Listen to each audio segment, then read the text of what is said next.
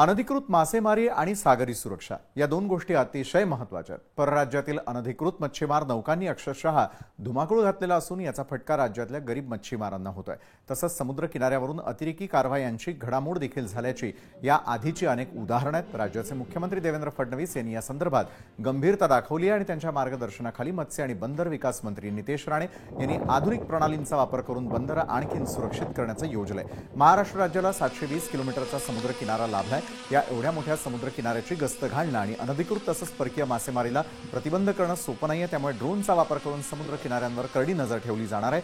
7 जिल्ह्यांमधील 9 समुद्र किनाऱ्यांवरून एकाच वेळी ड्रोनद्वारे देखरेख प्रणालीचं प्रात्यक्षिक देखील करण्यात आलं। यासाठी मत्स्य आयुक्त कार्यालय इथे कंट्रोल रूम उभारण्यात आलेलं आहे। प्रसंगी मत्स्य व्यवसाय आणि बंदर विकास मंत्री नितेश राणे यांनी स्वतः कंट्रोल रूम मध्ये उपस्थित राहून या नवीन प्रणालीचं प्रात्यक्षिक पाहिलं। लोकशाही मराठी ऐका, पहा, जागरूक रहा।